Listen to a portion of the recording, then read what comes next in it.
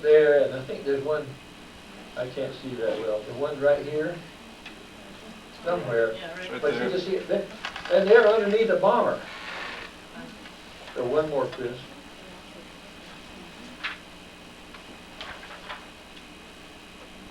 Oh, yeah. Yeah, okay, this can happen. You know, either the upper element doesn't see below.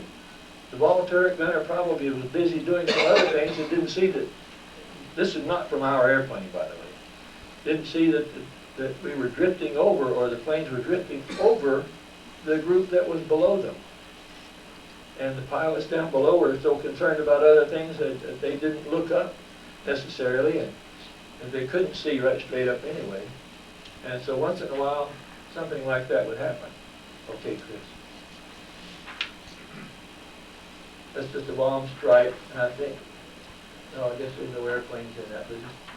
I had to take pictures through my radio room hatch of bomb strikes. And I would get to go to the open bomb, sit in the door looking in through the open bomb bay to see the ground. I'll tell you a story about that in just a minute. Okay.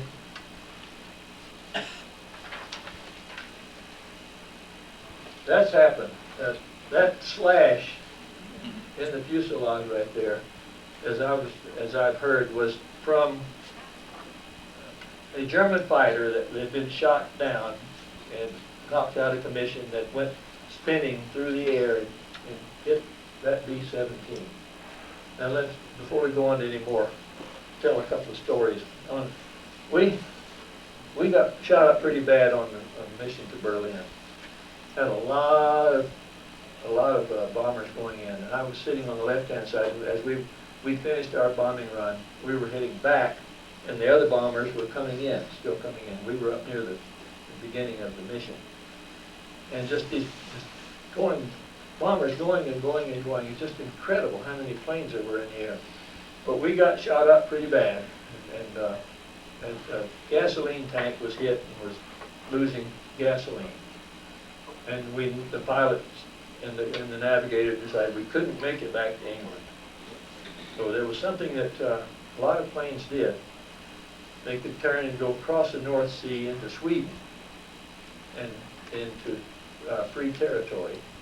But they would be interned there for 6 months, instead of trying to make it back and landing, crashing into Germany somewhere.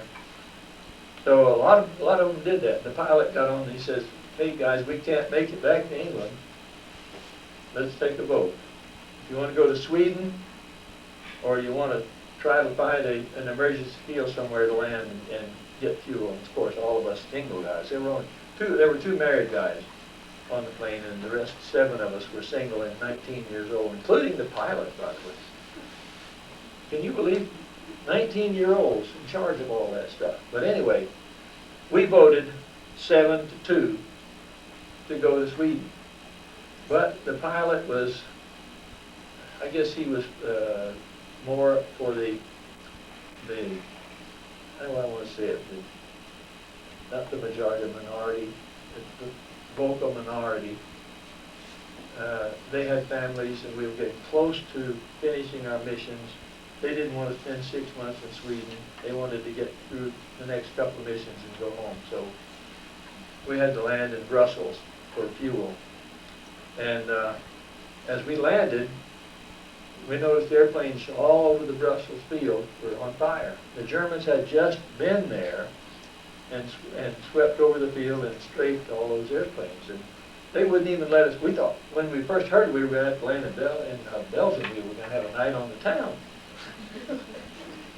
And they wouldn't even let us out of the airplane. They said, "We're going to give you enough gasoline to get you back to England, but that's all. And get out of here." So that's what we did, and we had to land at an emergency field in England on the coast of the English Channel and stay overnight there. And radio communication wasn't really great then.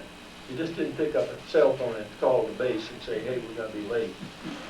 When we got back the next day, they had gone through and cleaned out all of our personal effects. They had us on the missing in action list. because of that. But anyway, it all worked out. But so, then another time, and I'm not absolutely sure about this, but we were flying along at 25,000 feet. I think we had been finished our bomb run, and all of a sudden, oh, let me back up. About every 15 minutes, though, the pilot would call oxygen check. When we were above 10,000 feet, we had to be on oxygen above 10,000 feet. And so the bombardier would say, bombardier okay, navigator okay, co-pilot okay, engineer okay. Engineer was right behind and above the pilot and co-pilot. Radio okay, waist gunner is okay, ball turret okay, tail gunner okay. Except this one time the tail gunner didn't respond. And so the pilot said, Demery, you better go back and see what's wrong with Phil. So I put on my walk-around oxygen bottle and my parachute and went back and crawled through the tunnel. And Phil was back there looking around for airplanes. That's what they're taught to do, keep looking for airplanes. He was looking all over the place. He had just pulled his radio connection loose. He hadn't heard. Another time, bomb bay doors would not come up using the hydraulics. They wouldn't come up. So the engineer's job was to go back into the bomb bay. Now, I tried to get a good picture of looking through an empty bomb bay down to the ground, and I just couldn't find one on the internet that would show that. But you have a walkway that's maybe 8 inches wide, and it goes through from the radio room to the pilot's cockpit. And then it had metal supports from which the bombs would hang. There would be 4 bombs on each support, 4 on the side. And House had gone out into the bomb bay. He had to have a walk-around bottle and a parachute. You don't go into a bomb bay with the doors open and no parachute. You just don't do it. And he was down on his knees trying to crank the bomb bay doors back up. And nobody really realized what was happening. Finally, the pilot said, "Hey, Demery, find out what's wrong with Evan." And I looked up there, and he was down on his knees, and the door to the pilot's compartment had swung over on his back, and he couldn't move. And the bomb bay doors were still partly down, so I had to put on my walk-around bottle and my parachute and go up and get the door off of him, and then he could crank the bomb bay doors back up. So I guess on a couple of occasions I earned my money. I don't know. All I did was sit in the radio room until something like this happened, not able to see anything except out that one, and keeping a log of all the transmissions that came into I had to make a log of everything that we got every 15 minutes. And when I would get back, I'd turn the logbook in, and the chief of the radio people would go through it. He'd say, "Hey, you missed this particular transmission from us. Why did you miss it?" So I would tell him I was doing something like I was doing with Evan and Phil. So that was what I did. And I took pictures of the bomb strikes and things like that. But that was about it. Okay, next slide. On one occasion, we were all by ourselves coming back. I'm not sure exactly what the problem was. And we were down low, and the tail gunner said, "Fighter at 6 o'clock level." We thought, sure, we were in trouble all by ourselves. And as it got closer, then Phil could recognize the fact that it was an English Spitfire. And he came up and flew along on our wing for a while. And then he had to get back to England before he ran out of fuel, so he kind of rocked his wings and went on ahead. But that's just one of those situations. Okay. Sometimes those planes get back all right, but they just are not able to get it down onto the ground the way it should be. And this happened a lot. Really did. Okay, Chris.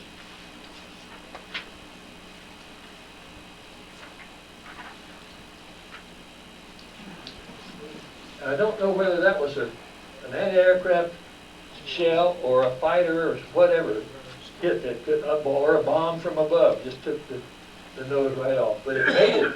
That shows that the B-17 was a strong airplane. It made it back all the way back to England again. Okay.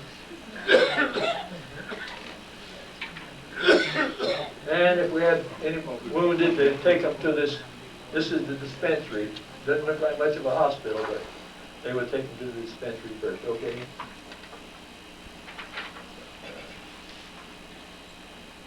This was the fun part.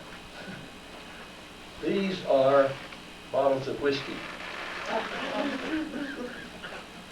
This is whiskey storage, Irish whiskey. And after every mission, after we had what they call debriefing, when they would question us as to where the fighters come from, what altitude, what kind were they, how many, what about bomb strikes, what about, did you see any B-17s going down, where, and all that. Just trying to get as much information as they could from us when we got back, and it was fresh in our mind. Okay? But then they would pour us out shots of whiskey. I didn't drink. There wasn't any special reason. There wasn't a religious reason, anything like that. I just didn't drink. And so I would give my whiskey to one of the crew members every mission, 35 times, 34 times, okay? But then on the 35th mission, when I finished my missions, that was the pilot and I were the first two in our crew to finish, they all poured their shots into a glass and made me drink it. That was the beginning of what wound up to be, I don't know, I had to quit a long time later, but anyway, that's what happened. I had to drink that day. They wouldn't let me go.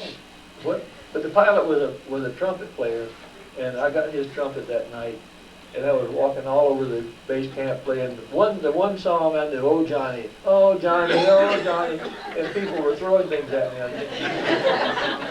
Okay. That's our commanding officer, and you know who that is? Glenn Miller. Yeah. He was stationed at the base next to ours, and we got to hear him on occasion. In fact, I was going to play some Glenn Miller music from my CD, and I misplaced my CD. I can't find it anywhere. I wanted to play some of that music so bad because that's one of the sounds from World War II. That, the B-17 trying to start up on a cold morning, and a P-51 going, boy, there's nothing like that, those three sounds. Okay. Now this is the crew after a mission. Where is this guy? He was in the first picture. He flew one mission in the bombardier's nose and quit. He tried everything he could to get, he even asked my co-pilot to take a loaded foot locker and drop it on his foot and break his foot so he wouldn't have to fly anymore. We don't know what happened to him. We've never heard anything about him at all. We just saw him that one mission, and he just tried to get out, but finally we just don't know what happened to him, whether he was sent home in disgrace or promoted. You know, you never can tell. Sometimes that happens. Okay, I think we have one more picture. This is what remains of my bomb crew. There's one more man in Oregon, and we could never get him into a crew reunion. We had this one just last October, I think it was, in Williams, Arizona. This is the tail gunner. That's my co-pilot. He's in a wheelchair, and that's me. And we are the remainder of that bomb crew, plus the one other guy who was the ball turret gunner. So that's about it. Are there any questions? Don't tell me I've told you everything you needed to know. Tell me a little bit about your post-war, your post-war flying in Alaska. Oh. We got that long? Yeah, 15 minutes. Yeah, as soon as the war was over, I'd flown 10 hours on a J5 Cub before and while I was in the service. It just convinced me that I really wanted to fly. So as soon as the war was over, I used up a lot of my GI Bill to take flying lessons. And I got to fly all kinds of airplanes. I could choose the ones I wanted to fly, mostly single engine, land, and then I moved to Alaska. Well, I didn't move to Alaska. I got a job in Alaska, and I went up there to work and get away from my drinking buddies down in Florida. You don't go to Alaska to quit drinking. You realize that, don't you? Yeah, need the antifreeze, yeah. Anyway, I'm going to make this a little longer. I met a fellow from Texas, and he and I both never skied, hardly ever had seen snow, and so we wanted to learn how to ski, and we bought some old wooden Northland skis for $60, plus including boots and poles and bindings. And we were hitchhiking to go up to the ski bowl in Anchorage, and a car stopped to pick us up. And I had a big handlebar mustache, and you know, when you breathe out through your nose, there's moisture there, and it just collects and forms a huge chunk of ice right at the bottom of my nose.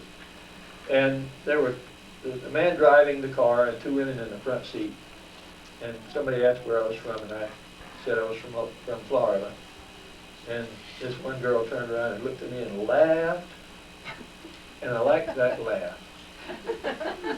And we finally got married. We lived up in Alaska for 11 years, over a 20-year period. We went up there when it was still a territory, and adopted our 2 kids. But anyway, I started flying a lot. A friend of mine had an Aeronca Champion with a 75 horse engine on floats, and so I got to do a lot of float flying. And then got acquainted with another fellow who was a hunter and a cameraman. And I had a nice Bolex 8mm movie camera, and I was taking films. And he and I got asked to be assistant guides for a professional guide up there.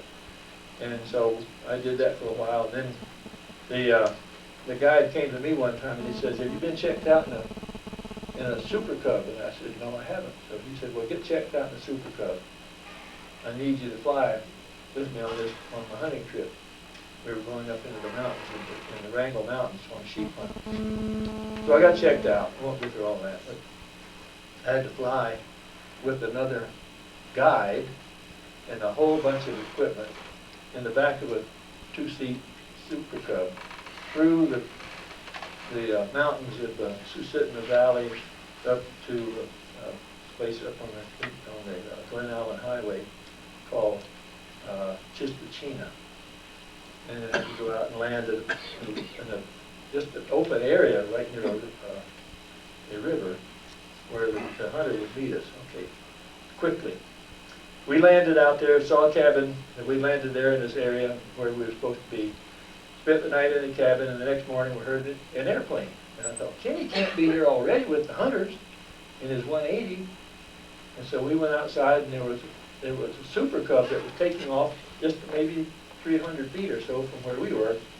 He took off and circled out and went like that, back up into the mountains. And the second one took off and caught his wing tip, right wing tip. The wind was blowing off a crosswind in a tree and spun him around, and he went in backwards and exploded.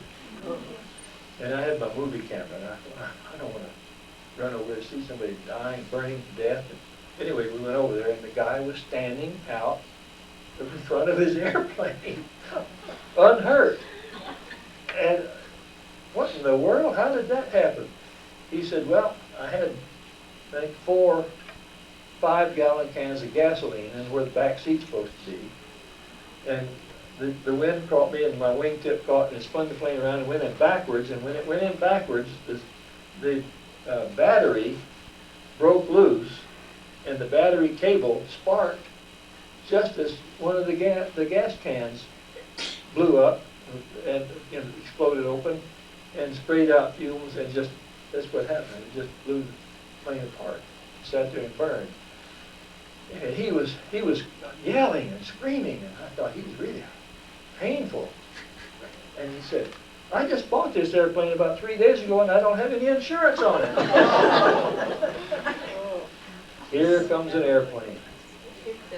It's Kenny and the two hunters coming in, and Kenny lands and he sees that fire and he thought, I have burned up his airplane. I crashed his airplane.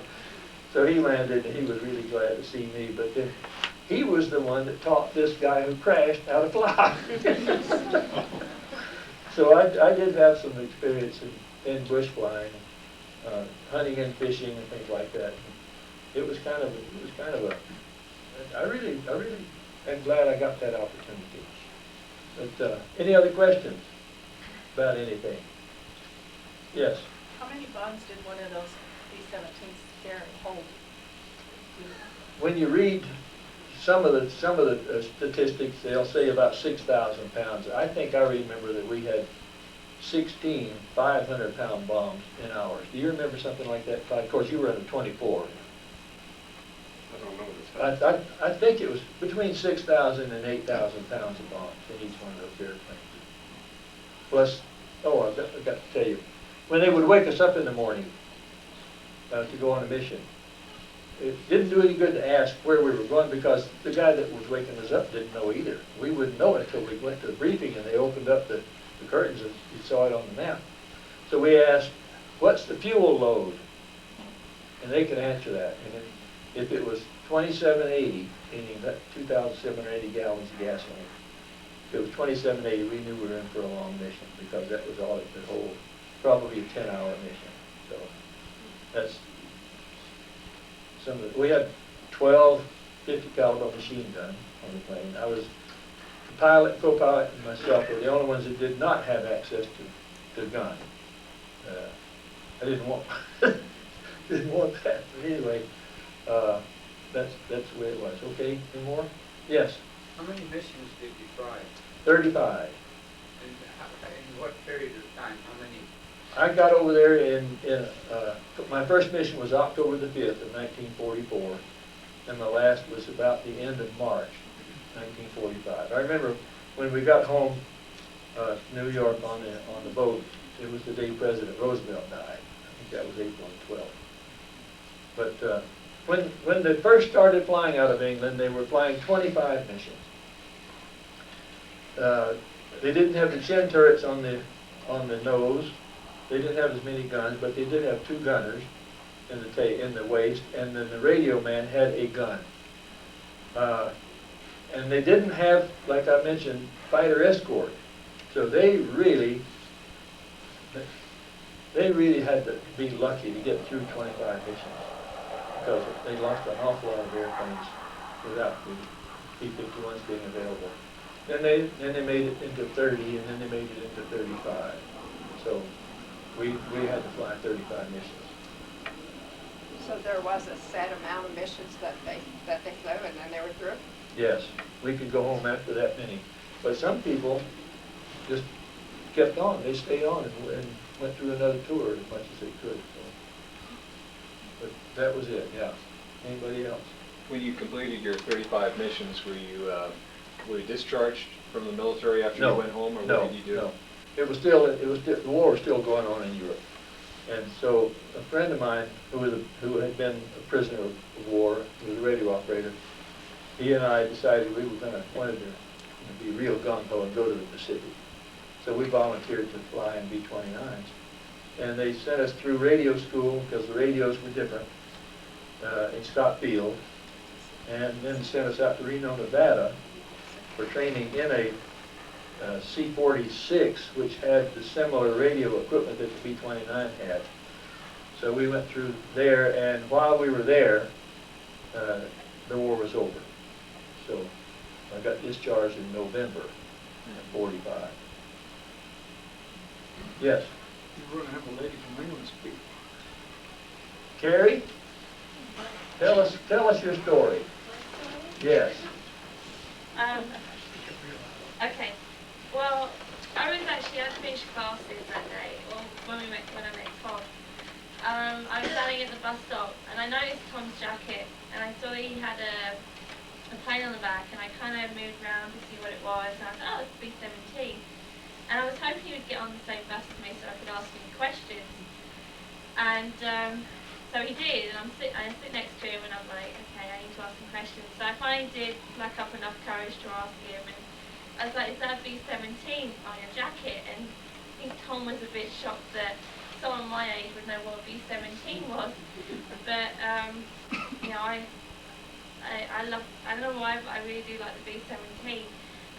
But my gran would tell me stories about when she was in the war. She was in London, but she was about 11, 12. She's only 12 years old, but she still remembers the war and everything as well.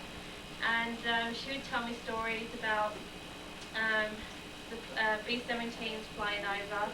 She remembered it was so loud with so many flying over. And she remembered the bombings in London too. She would, when the sirens went off, they named it Moaning Minnie. Is that what they named? That's what they named the sirens. So she, as soon as they heard those sirens, they would go in the shelters. And right where she lived, because they were still in London, there was a ACAT gun, an anti-aircraft gun. And at night it would come out, and she never saw the gun, but she always heard it, and she heard it firing. And in the morning when they came out of the shelter from the bombing, she remembered she never even saw the gun. They put the gun away. And she remembers particular at night when the German bombers would come over. She remembers the one particular bomb. I think it's like a whistle bomb. She remembered it like the putt-putt bomb. I think that's what Tom called it. It would go putt-putt-putt, and then it kind of went quiet, and you just had to wait for you knew then the bomb was about to come, so they would get prepared for when it would drop. And so, but I've known Tom now for a couple of months and stuff, so I like hearing about his stories, because the Second World War is an interest of mine, and so, and I've got to learn more about the B-17 and stuff. But there was one particular story, Tom, that I think you told the BYU Air Force ROTC. There was one B-17 that the Germans always targeted. I can't remember what it was. It was they wanted to get this one particular B-17 because they shot down some German fighters or something. I can't remember what the exact story, and they